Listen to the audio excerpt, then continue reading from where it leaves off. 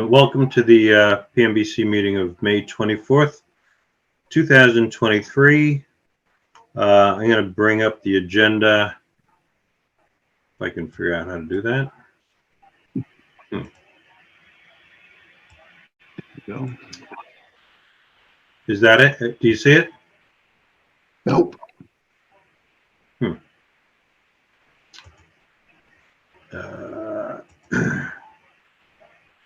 Share. How do I do share again? Bottom of your toolbar, Steve, there should be a green share screen. Got it. Okay. And as long as it's open, you should be all set, sir.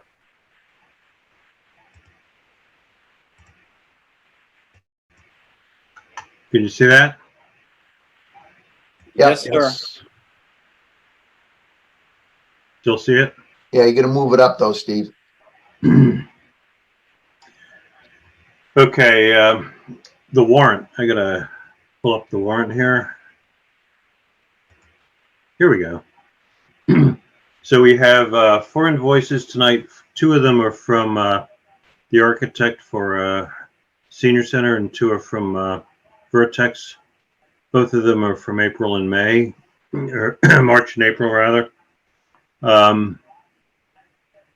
First one is from LLB Architects, $52,059 for March.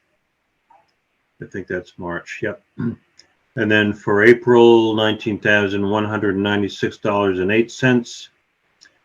Vertex Company for March is $4,848. And for April, $5,113.25 for a total of $81,216.33. Excuse me. I'd sent the warrant out earlier. Are there any questions? Is there a motion to approve? Motion to approve the minutes. I'll second it. Okay, Stacy approves, Bartlett seconds. All in favor, roll call vote. Bob? Bob Romley, yes. Stacy? Stacy Scott, yes. Bartlett? Bartlett Harvey, yes. Steve Moore, yes. Motion passes. Let's go back to the agenda. Here we go. Approve the minutes of May 10th. Any comments on those meeting minutes? Is there a motion to approve? So moved. I can Bob second that. Romley, Bob Romley made the motion and seconded by Bartlett. All in favor, roll call vote. Bob? Yes. Bob Romley, yes. Bartlett? Bartlett Harvey, yes. Stacy? Stacy Scott, yes. And Steve Moore, yes. Shaker Lane feasibility study. I talked to Steve Mark today. Sorry, I'm getting over a virus. Talked to Steve Mark today, and I'm going to be speaking with him and Kelly and Ryan on Friday to determine the best time for the next committee meeting. It'll either be on a Tuesday or a Wednesday. So, Stacy, what's good for you? Is it a Tuesday at 6 or Wednesday at 6? What works better for you? For the first week of June, right? Because there was a little back and forth. Yes, yeah. Is that right? 7th, or let me just I was trying to figure out. Let me just look, because all we have is soccer. Usually I'm fairly flexible, but soccer sometimes throws a kink into things because my husband's coaching it. So I have a little one with me. So it was the 6th or 7th, right? The 6th or 7th, right? 6th would be better for me. Okay, that works for me too. Okay. I'll run that by the guys. Okay. And those are in. Did we decide that those are in person or are those Zoom? Zoom. Okay. Zoom at 6 usually. Okay, library update, Brian. Can I just piggyback on the stuff for Shaker Lane? Yep, go ahead. So do you know where we are in the process of the RFS that's due in what, 3 or 4 weeks from now? It's due June 22nd. Yeah. So we're in the process of reviewing that. Steve Mark has sent that over to Ryan, and I think we're going to talk about that on at the next meeting. Okay. So someone is reviewing. I guess I'm not CC'd, not that I need to be CC'd, but I just wanted to make sure that we are having progress on it, because Kelly had mentioned a little bit of concern that if we don't get it in June 22nd, we're essentially out of the running for getting any grants. So No, I agree. So my office is 7 minutes from MSBA, so I can go down and kind of sit on their doorstep if I need to kind of push things along. But that'll be the part of the discussion at the first meeting. okay. Okay. So Brian, library update. Sure. Not too much in the library. We are complete. The electrician also installed the car chargers, so those are up and operational at this point. The contractor for the solar panel installation, they did submit a change order that was reviewed by myself and the engineer of record. We had multiple comments on it, some disagreement on what they felt was a change order and what wasn't, based upon some of their substitution requests. Just some standard back and forth. Ultimately, that will be finalized in the coming week or so, where we approve. They submitted a change order for roughly $13,000 above their contract amount due to what they felt was extra work. The engineer pushed back on about 75 to 80% of it. So we will be recommending something at some point. I'll make sure that gets to the Pmbc, and I'll include Mark Rambacher, as he was kind of instrumental getting this grant and kind of approving the money for it. The other item I have for the library is Sam Alvarez, the director, had reached out. I think I mentioned this last meeting.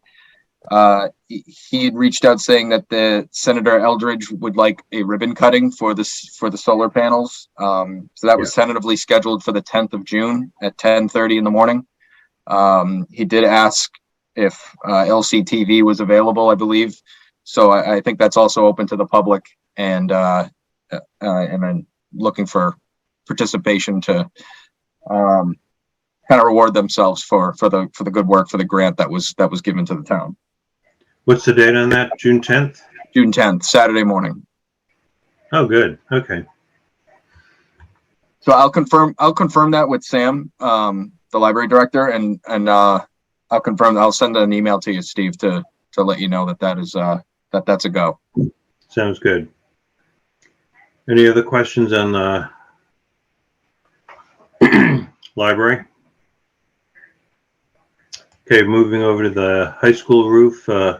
Brian Pasquale is not here, so I know that he had a site visit. I think it was this week, and I think work is scheduled to start as soon as I think the first week in June. But more updates on that when Brian's available. Senior Center, Brian. Yep, Senior Center. I don't have anything physical to share here, but just to let the committee know that we've had some very productive meetings. We actually had a two-part meeting in Commodore's office this week, lasting probably almost upwards of 5 to 6 hours, where we did a page flip of all the design documents that we have here. We did a round of value engineering at the original design development milestone. And we took a small step back because we did want to, we took some things out from a structural standpoint. We didn't eliminate any programming, but there were some components that really needed to be redone by the consultants. So we've completed that. We've done our page turn. We did kind of a constructability review of the building, and that's currently with Commodore's estimator right now. He's been told us on the 1st of June, he expects to have a lot of his costs put together so we can do another round of our total project budget and see where we stand from a project finance standpoint. LLB, the designer, is proceeding into construction documents, and that is scheduled to be completed towards the end of August. One thing that I did want to bring up to the committee, and I'd make sure I propose these documents once we get them completed, is if we find that schedule is lining up where in-ground work would be happening during winter months, it might behoove the project budget to release some of the civil package in order to get excavation and concrete done and put in the ground. We need to feel confident as a team from a budget standpoint that the structure is not going to change or the footprint's not going to change, so that we can do that excavation. We haven't pulled the trigger or made that decision yet, but the project team understands that we want to mitigate any type of weather conditions for the project and for the town. So we're working as fast as we can to finalize the design. But if we feel as though with pre-qualification and the guaranteed maximum price is not going to allow for excavation to happen during the fall months, then we may be in a situation where we want to release smaller packages prior to the guaranteed maximum price. Right. So that's something that we would consult with the PMBC and with probably with the select board as well, because it would be kind of an amendment to Commodore's contract prior to a GMP. It would be an interim GMP, right? Correct. Yeah. So it would encompass just the work required to get the excavation and the foundation in the ground, and then that would line up with steel being done during the winter months. So how are we doing on the file subbids?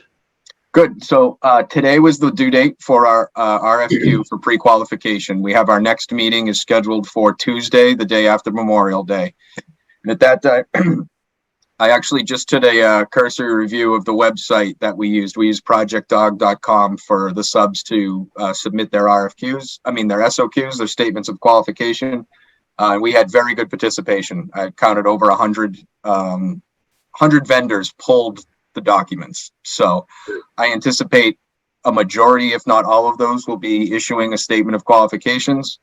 Lorraine from my office, she's our procurement manager, will be putting those into a spreadsheet, bundling up all of the packages.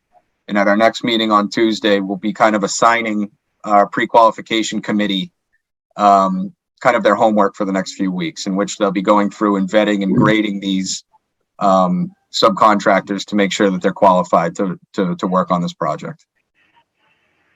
Brian, do we get a contract with Commodore that's signed now? Yeah, so that's imminent right now, and I plan to put that on Steve's desk. I actually had a conversation with town council earlier this week and let her know that it's kind of gone on a little bit too far at this point. So we're at a point where Commodore's been working for several months now, and I've been sitting on their invoices, and so we've worked out all the details.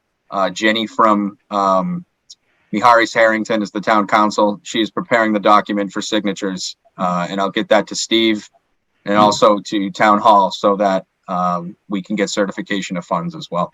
So, this kind of puzzles me because we had a contract with them before. What's so different now? So what it was and what the hurdle was here is that in the contract that was sent to Commodore, and I believe that this was not an issue at all during the library contract. It hinged on the indemnification of the architect. The architect was asking to be indemnified on Commodore's contract. The legal counsel for Commodore said that that's something that they've never done before. I've never heard of that. Because they have a contract with the town, and they do, and that would fall under the designer's insurance separately. So it took a lot longer than how did that end up in the contract? I don't know. I actually don't know. This was it was not part of our library contract. I'm not sure if things had changed. I believe it was a request of the designer when doing their contract originally. So in talks with the town administrator and my bosses and town council, they agreed, and they're going to be putting that out for signatures. I was told imminently, so They agreed to eliminate that? that'll be stricken from their contract. Yeah. Good. Yep. It should be. Correct. Okay. Any other questions for Brian? So my hope would be, if our next meeting is the second week of June, which will be the 14th of June, I should have a total project budget to share with the committee, as well as a proposed schedule for the remaining of design, as well as a better idea on what we're looking at for construction start. As we roll into construction documents right now, and now that we've done our page turn with design development, LLB wants to now engage with some of the town departments again to go through some of the either minor changes or to really kind of get into some of the minutia in some of the rooms. Kirby, I see your hands up. Is that what you're asking? Just quickly, Brian, the fenestration requirements is being tempered glass. I wasn't sure whether or not that was a standard spec for that window on that first floor level.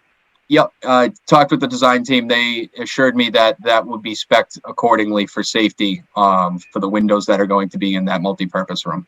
Okay, I was just, again, if it was going to require a different glazing package, then the expense would be, the thing I don't want to get into is tripods for cameras and monitors and things along that line. And right. Thank you very much.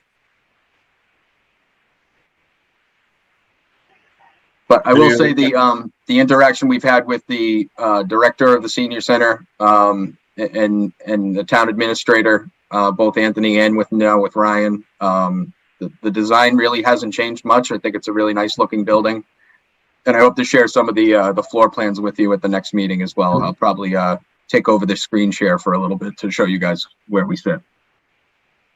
Brian, we are behind schedule though on it. As far as from our original schedule, Bob, we were a little behind, but I think it was a necessary step back that we did from our design development. Once we did some value engineering, understanding, bringing Commodore on and them kind of taking it from a construction standpoint, understanding what's going to help their schedule and what's going to help keep costs down. And I think it's been a worthwhile exercise doing the page turn, getting some extra design done. But I don't foresee us not being able to start construction in the fall. We have anything a new one getting rid of the soil that's there? Yep. Currently, right now, the subconsultant of LLB is going to be doing some additional testing. Some environmental testing based on the outsides of the tennis courts right now. And that's going to kind of dictate the budget on what we're going to do, whether that's going to be a haul off site, whether we can spread some of that material maybe in the neighbor property where there is some wooded area and some slopes that we can lose some of the material. But ultimately it is going to be an export site. I have reached out to DPW as well to see if there will be any need for any type of fill in the town. But if it is going to be taken off the property, we do need environmental testing. And so that's what we're doing first.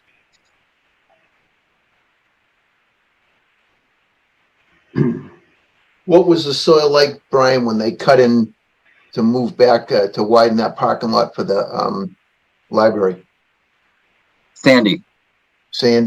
Yep. And so there is a small pocket, and I believe you brought this up as well, up near the tennis courts. They did encounter like a real fine layer of ashy material that's a certain amount of depth underneath the topsoil, and then it's clean underneath that. And so what we want to do is have the environmental testing, but also try to get the extent of what that ashy material is going to be so that we can put a number on it so that the civil contractor or the site contractor, if there's any type of added disposal that needs to come with that amount, we can keep that as local as we can.